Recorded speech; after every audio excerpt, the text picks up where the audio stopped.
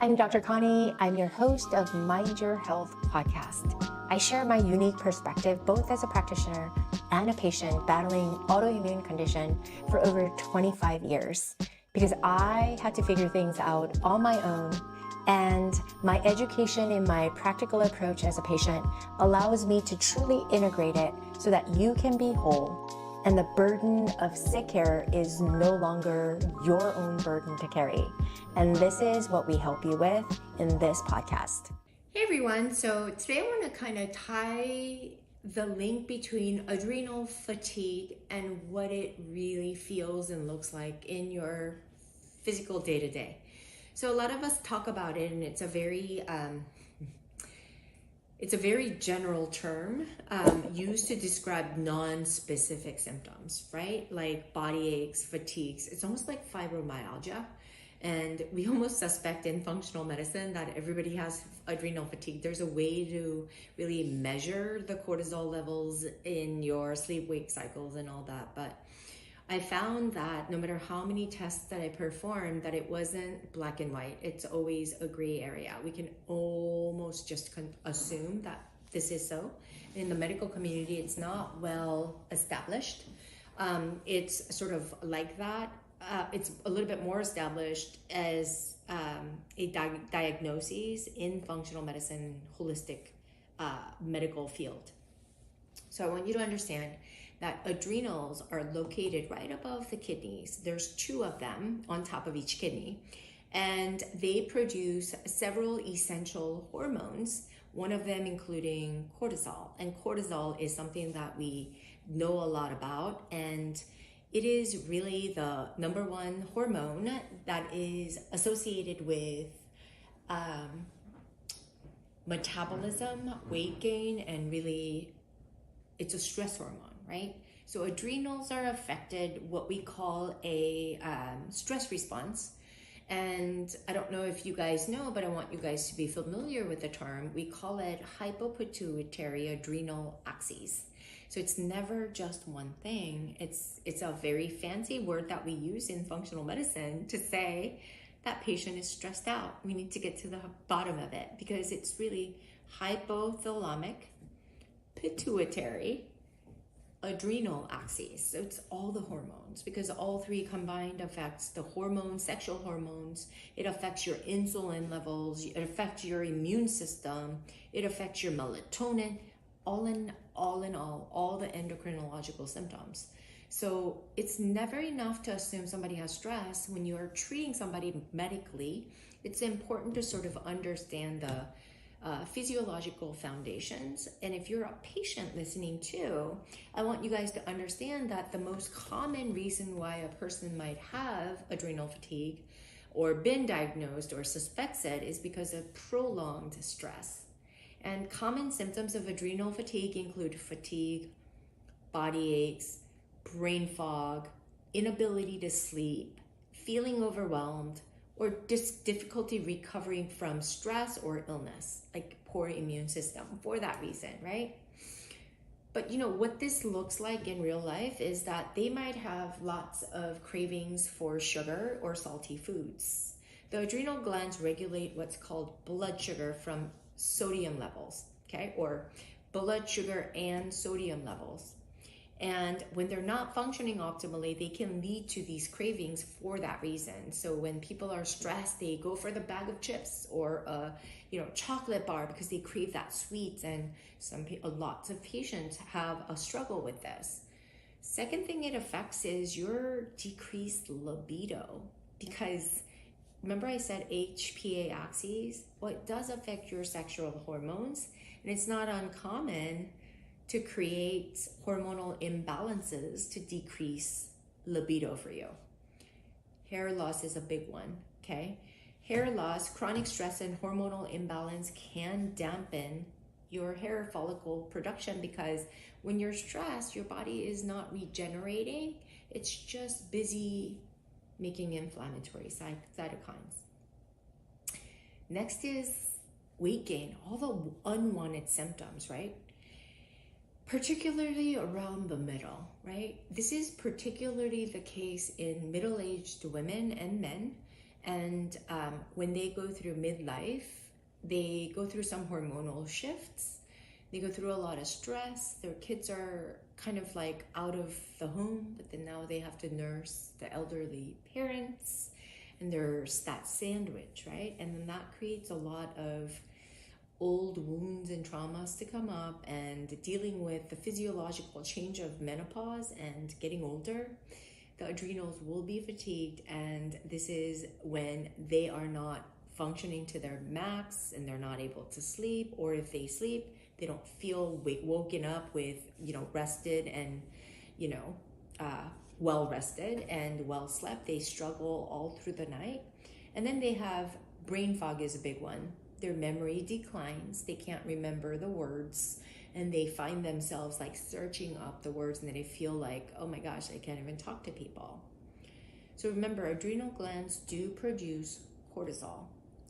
At the onset of acute stages of adrenal, excitation or adrenal fatigue, people they can't sleep, they can't eat, they're highly anxious, and this really affects them because cortisol really works in conjunction with melatonin to regulate the sleep-wake cycle as well. And when the adrenal glands are not functioning optimally, this can lead to the production of cortisol, and that can dampen and cause a lot of inflammation. And having said that, the confusion might be from some people saying increased cortisol when you have adrenal fatigue. Well, that's at the onset, there's an increase, and that's when you're like hyper focused, hyper vigilant, hyper anxious.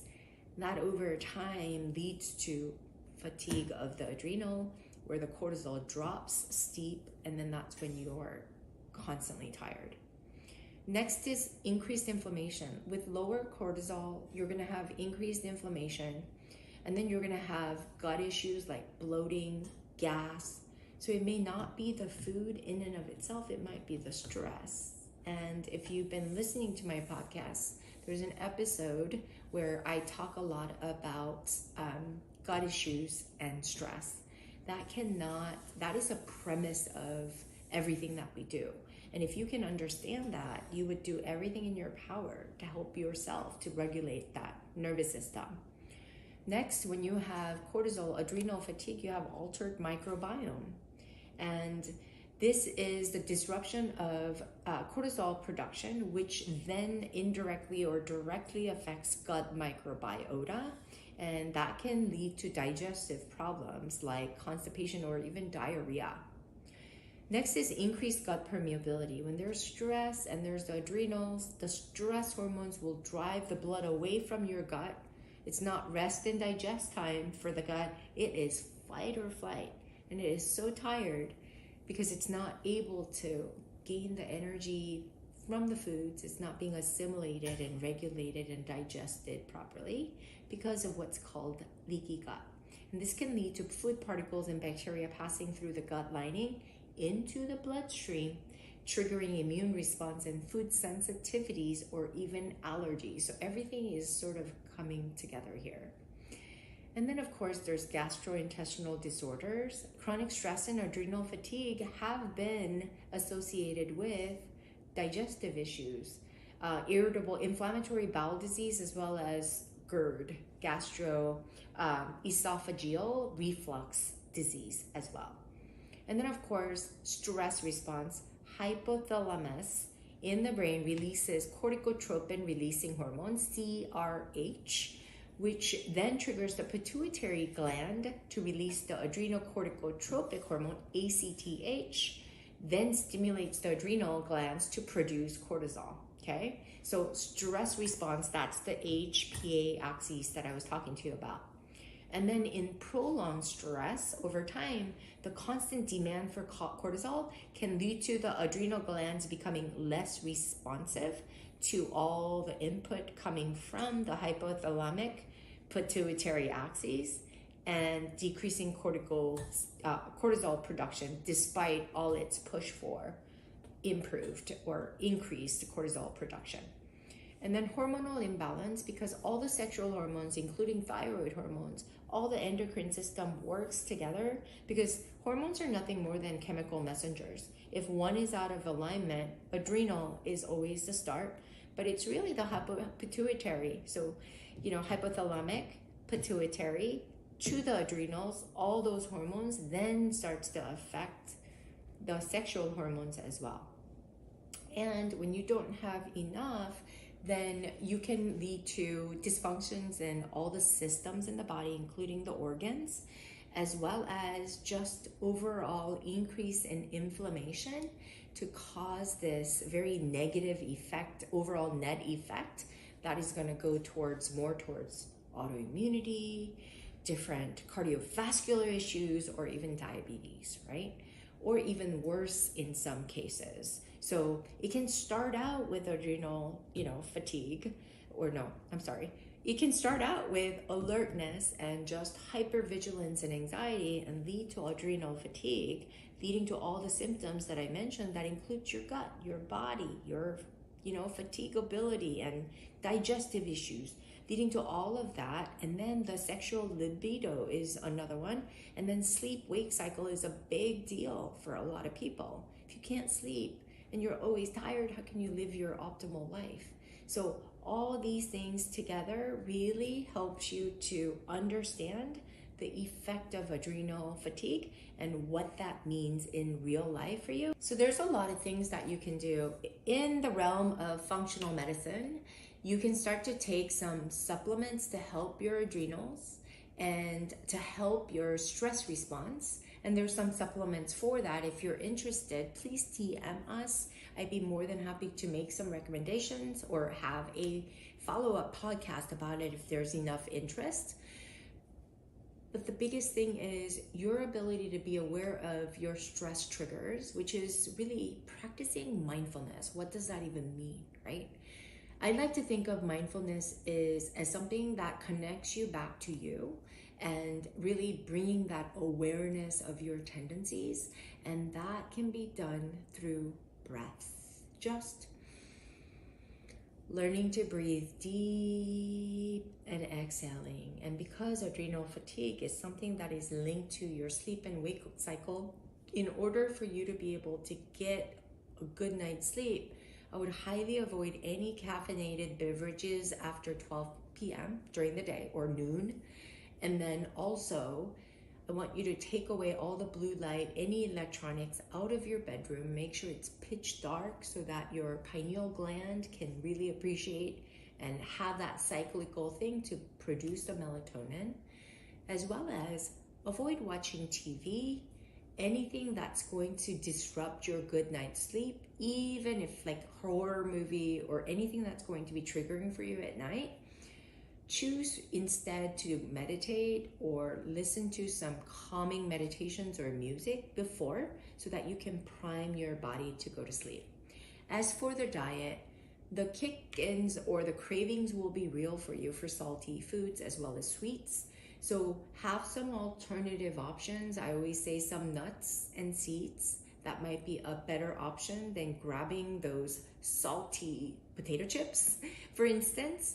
And then if you're craving something sweet, go for dark chocolate, real cacao over 75%. You can easily find that any health stores, even Aldi, Whole Foods, Trader Joe's, and Publix has these. So maybe just moderating that and then really finding peace and time before you eat so that you can really prime your body to just eat.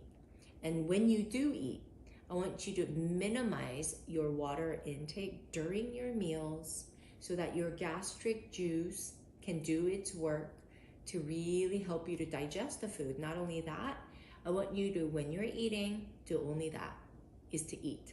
Focus on chewing your food at least 10 times before swallowing, at least until you understand and you pick up on all the ways, and then you start to have some results with the little tools that I'm giving you right now. And when you're really in doubt, because a lot of people don't know why they got there, they have an idea, but they don't really know because we don't give ourselves enough time and space. So I want you to start journaling all the things that you think repeatedly, as well as to journal all the things that come up for you, especially if it pertains to your feelings, and then sort of really decide to review the journal to understand better what the triggers might be. Because the first step to wellness and to getting really a handle on adrenal fatigue is awareness. You don't have to be alone. This is very common amongst many striving individuals, right? Type A personnels, right? So if it's you, don't feel bad.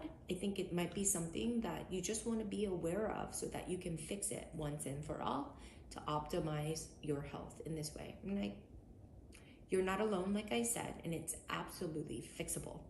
I hope I answered all the questions for you, because we talk about adrenal fatigue a lot, but the relevance in all the facets of your life affecting all your digestive, immune, endocrinological, as well as cardiovascular, that effect cannot be denied. And it all comes from the culprit of stress. So I hope this was insightful for you. Would love to hear more from you. Thank you for listening to the Mind Your Health podcast. If you enjoyed the episode, we would so much love it and appreciate it if you share it with someone who could benefit as well as to subscribe to this podcast on Apple Podcasts, Spotify, or anywhere else where podcasts are found. And leave us a review. We would be so grateful, and it helps us to reach more people just like you, so you can become more empowered to enjoy longevity and health. You can follow me on TikTok, Instagram, and YouTube at Dr. Connie Chung. And of course, you can subscribe to this podcast for a new episode every single week. Thank you again.